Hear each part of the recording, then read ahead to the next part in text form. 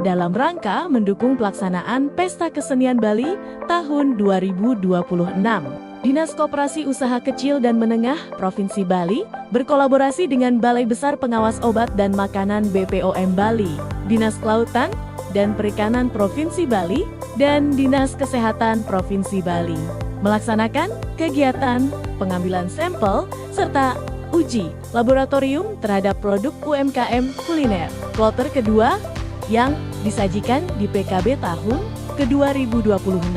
Kegiatan ini bertujuan untuk memastikan produk pangan yang disajikan kepada pengunjung Pesta Kesenian Bali memenuhi standar keamanan pangan, higienitas, serta layak untuk dikonsumsi. Melalui pengujian laboratorium, diharapkan kualitas produk kuliner UMKM dapat terus terjaga, sehingga mampu memberikan rasa aman dan kepercayaan kepada masyarakat maupun wisatawan yang berkunjung ke Pesta Kesenian Bali. Langkah ini juga menjadi wujud komitmen pemerintah Provinsi Bali dalam menghadirkan penyelenggaraan Pesta Kesenian Bali yang tidak hanya menjadi ajang pelestarian seni dan budaya, tetapi juga mendukung pengembangan UMKM yang berkualitas, berdaya saing, serta mengedepankan aspek kesehatan dan perlindungan konsumen.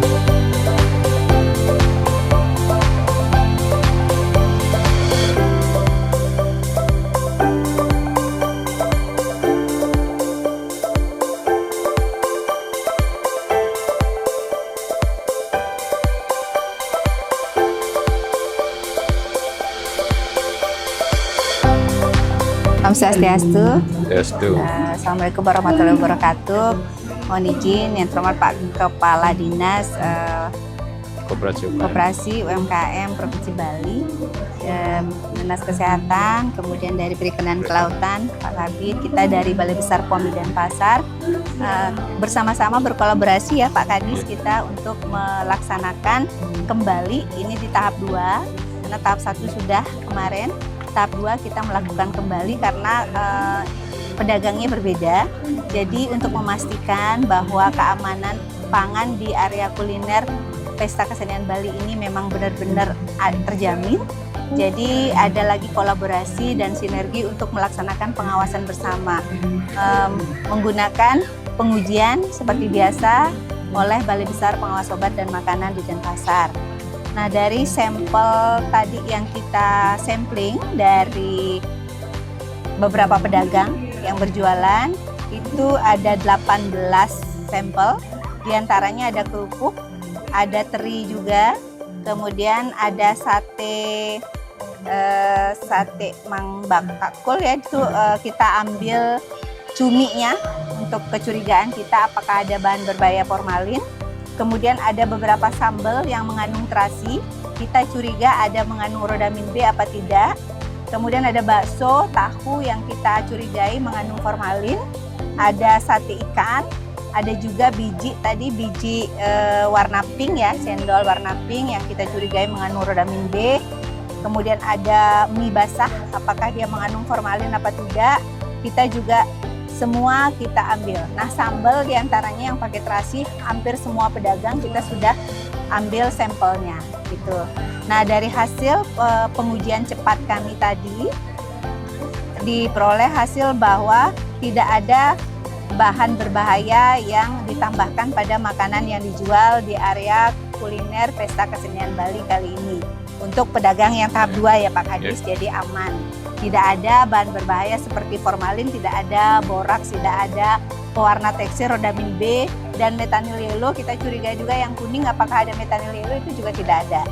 Jadi aman ya, Bapak Ibu, mungkin masyarakat semuanya akan sangat senang dan terjaminlah keamanannya dari segi bahan berbahaya tidak ada. Dan tadi kami juga temui ya, pedagang sudah menggunakan APD, ke alat pelindung diri yang benar. Jadi dia menggunakan celemek, tutup kepala, kemudian ada juga masker dan sarung tangan.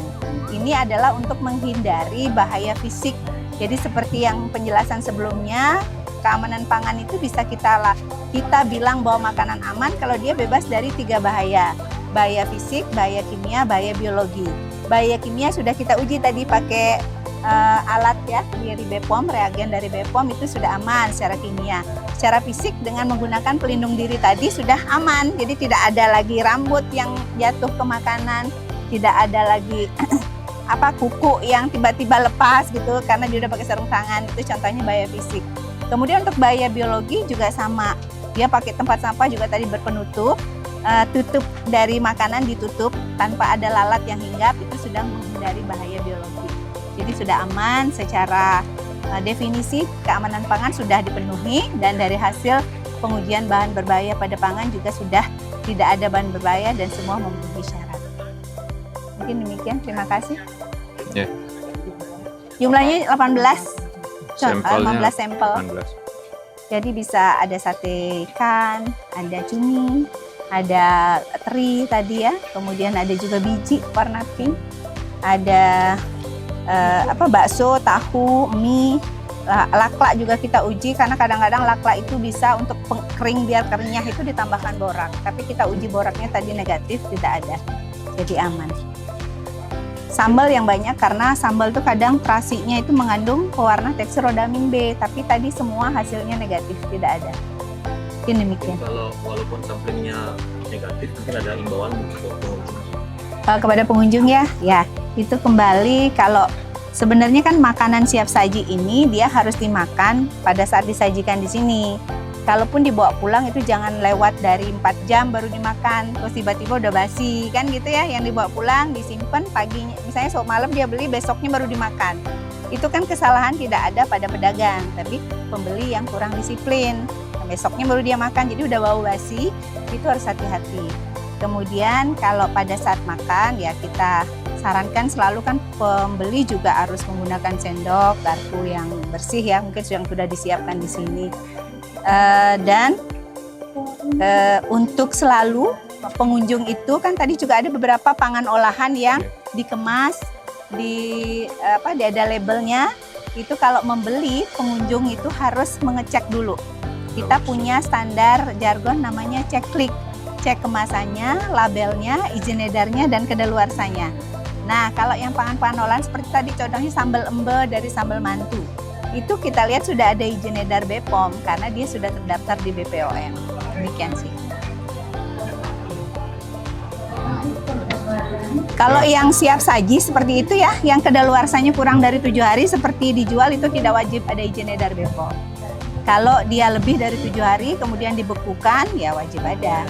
Ya, tapi tadi kita sudah sampaikan juga ya Pak Kadis ya. Nanti Jadi kalau ada tanggal produksi, tanggal kedaluarsa, tanggal produksi harus ada untuk menandakan bahwa produknya kurang dari 7 hari gitu kedaluarsanya.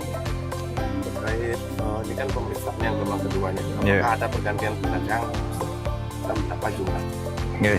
Terima kasih. Jadi dalam kesempatan ini juga berterima kasih kepada Bu Eka ya, selaku petugas dari Balai Besar Pengawas Obat dan Makanan yang memang rutin ya Bu ya. Setiap PKB kuliner kita pasti meminta kolaborasi dengan BPOM untuk melakukan pengecekan terkait dengan kesehatan dari makanan yang kita sajikan. Demikian juga dari teman-teman Dinas Kesehatan, Dinas Perikanan juga kita lakukan kegiatan ini bersama. Jadi untuk kloter kedua ini seperti yang sudah diketahui, jadi total semua yang kita ajak untuk melakukan pameran kuliner ini ada 72 yang kita bagi menjadi 2 kloter. Jadi sekarang sudah masuk hari kelima dari kloter kedua, jadi sejak 28 Juni kemarin mereka mulai melakukan. Jadi sama dengan waktu kloter pertama kita lakukan juga uji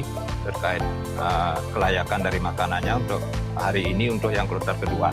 Jadi kita sudah tadi Bu Eka sudah mengambil sampling dan syukur kita juga bergembira sekali memang tidak ada bahan-bahan yang dianggap berbahaya untuk dinikmati oleh konsumen. Dan kami walaupun memang sebelumnya kami sudah yakin juga karena memang ini bukan pedagang-pedagang pemula. Jadi ini memang pedagang-pedagang yang memang kesehariannya memang mereka sudah berjualan makanan yang disajikan di sini. Jadi kita memang salah satu syarat kita merekrut mereka adalah bahwa mereka benar-benar pelaku UMKM yang kesehariannya memang berjualan terkait dengan produk yang dipamerkan saat ini. Itu. Ada evaluasi nggak Pak yang dari gelombang 1 akan diterapkan di gelombang kedua? Ya, tentu ada evaluasi. Kemarin juga banyak masukan dari Bu Eka selaku pada saat pengecekan pertama, dan kita sudah lakukan perbaikan sekarang. Bahkan tadi kan Bu Eka sudah mengatakan bahwa dari sisi penjagaan dari kebersihan dan lain sudah lebih baik dari kloter 1 kemarin. Jadi baik pemakaian APD-nya, alat pengaman diri dari yang berjualan, baik itu celemek ataupun sarung tangan, dan juga pemakaian penutup makanan juga sudah dilakukan lebih disiplin dibanding kloter pertama. Walaupun kloter pertama juga sudah relatif kita lakukan penerapan hal tersebut, tentunya yang kloter kedua dengan belajar dari pengalaman kloter 1 tentu akan lebih bagus lagi. Dan ini terus kita coba tingkatkan. Setiap akhir PKB kita juga melakukan evaluasi terkait hal tersebut.